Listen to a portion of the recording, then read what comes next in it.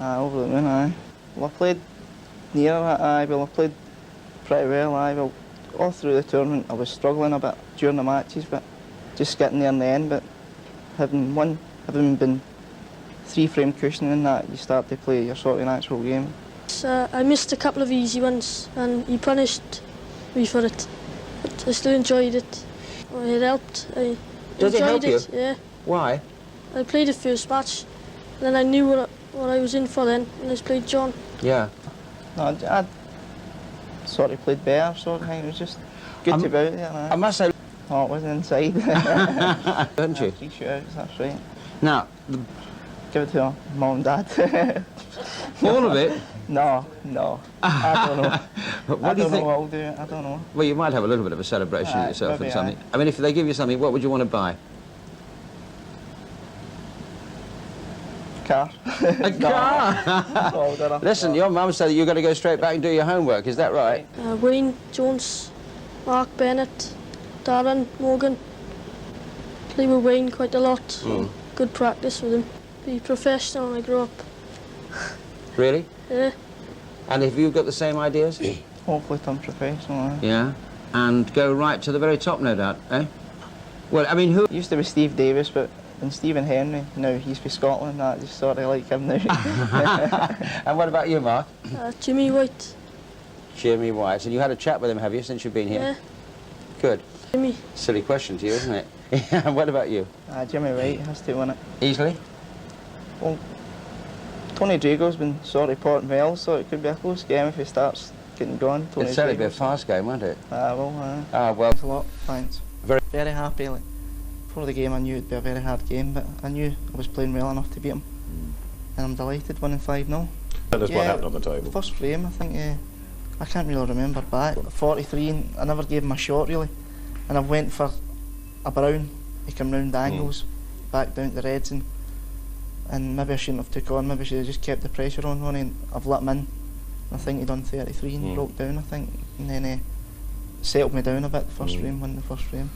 No, I knew my safety to be very good to beat Ronnie today. Like, if my safety wasn't very good, like maybe I'm not as fluent in amongst the balls, because I don't think really anybody in the world is fluent in amongst the balls when Ronnie gets flying. But I knew if I kept them tight and I took my chances, which I knew I would because I was playing really well in practice, I was certain I was going to beat him today. I don't know. I just now I just feel as if I'm not under any pressure now. I don't know as before, but now everything's coming together again. Goodness, it is. No, I've never played Joe. I've played Jimmy Mickey at Blackpool in the qualifiers, but I've never played Joe Swale. In the way the two of them are playing, it's going to be a very hard game in the semi-final. No, not the way I'm playing. No. Yeah, that's good. That's good. I'm not worrying about the money, but it's nice to think about it. What's more of him, will you? Oh, that'll be good. I'll give it all to my mum and dad then. Lovely. Far better place for it to go. Yep. At the top of the game, in an era where it's harder than ever to be. Seems to be the older you get in, the years are flying past quicker than ever. You know what? There might be hope for all of us. There are 3 guys here, around the age of 50, 33 years after turning professional, and yet they've still got the glint in their eye, a spring in their step, and pure magic in their cueing arms. Absolutely brilliant, Mark Williams. Brilliant. It's incredible that they're still around, they're still at the top of the game, they're still, at the cutting edge of the game. They're not just hanging on, they're leading the charge, still expanding what's possible within snooker. They've been playing as pros for 33 years. Do you have any analysis of how they've managed to sustain their passion for the game, but also their form? Yeah, they're naturally gifted in what they do on the planet. And so therefore they're in the right job, but also they have the temperament to be able to play in massive finals on the biggest stage of all, as if it was down the club, as if it didn't mean as much as it does.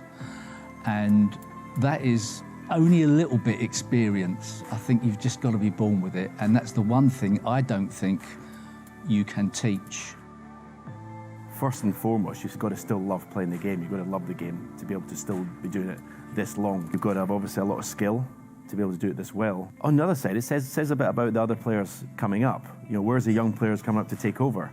Because obviously I took over from Steve took over from the previous, then, you know, so that they've not, you know, they've not had anyone young coming up and sort of taking over their mantle, as it were, but because they've been so good.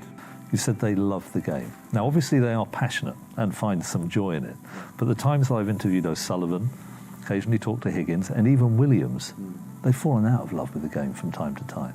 Give us an insight into the low moments that they've had. You hate when you don't play well.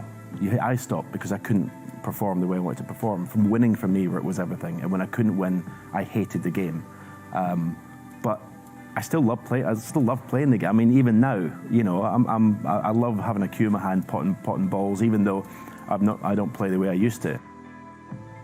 Every elite performer goes through moments when they wonder why they started out in the first place. And for Ronnie, Mark and John, the low points have been very, very low. Maybe about 10 years ago, I think I went down to something like 47 in the world, and, you know, it looked for Evans that I was probably going to end up dropping off the tour. Mark Williams, he was going to give up 4 years ago, but he's now back in the big time.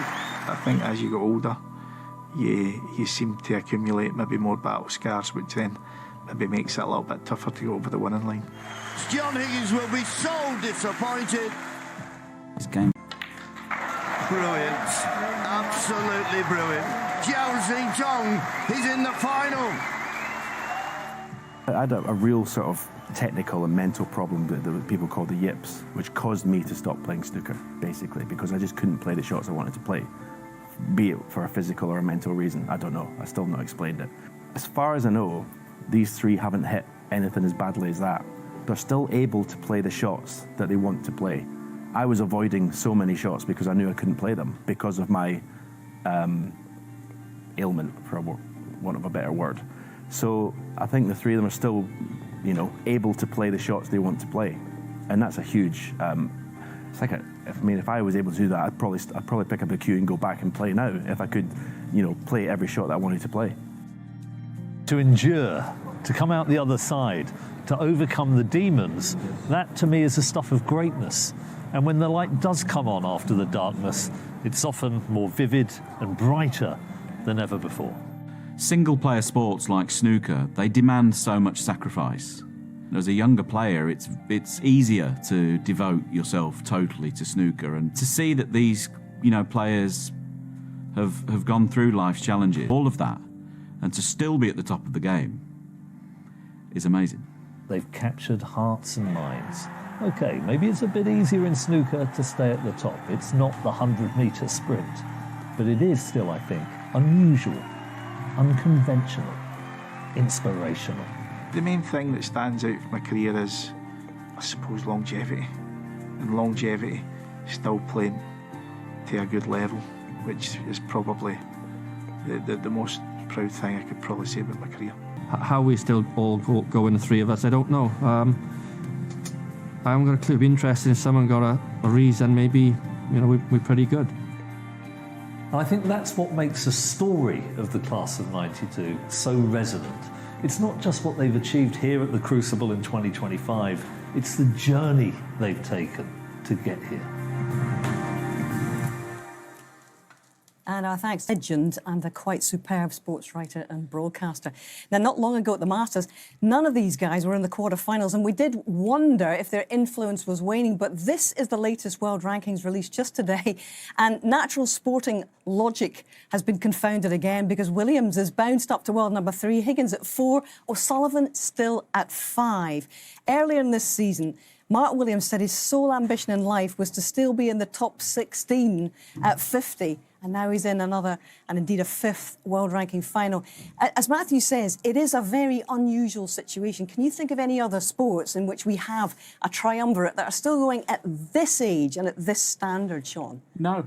John and I are big golf fans. Like, the triumvirate of Palmer, Player and Nicklaus spring to mind as 3, trailblazers in the world of golf. But they weren't at the same, age of their life and stage of their life and necessarily prowess either of these 3. It's probably something that in the world of sport doesn't get the recognition that it ought to. All of us in the snooker bubble totally idolised the class of '92, probably to the detriment of our own play a little bit every now and again. But in the world of sport and the wider context, they perhaps don't get the recognition that they so easily deserve. You mentioned the triumvirate. Jack Nicklaus was 46 when he won the last of his majors, John, obviously, but Ronnie's been 46, 47 and 48. He owns the records for the oldest guy to win all of the 3 Triple Crowns, and yet at 50 years of age, here is Mark Williams. The key question is, why? For me, there is a sort of an argument to say that they were schooled in an old era and they actually helped create a new one. Davis, Hendry, and now themselves. What do you think? It's a freak of nature. An absolute freak of nature. The 3 of them came along, one from Wales, one from Scotland, one from England. They've all pushed each other on right from junior level. I remember seeing them in the Mitre World Masters in Birmingham playing in a junior final, and I looked at them, and I was playing at the top of the game then, looked at them and oh, better earn a few quid here with these two. I've never seen a junior event like it. And then poor old Joe Perry was the other one who came along in an era like that, probably was sick of seeing them. But you'll never see the likes of it again. You've got one of the most all-time geniuses in O'Sullivan and 2 of the greatest ever match players in Williams and Higgins. It will never happen again.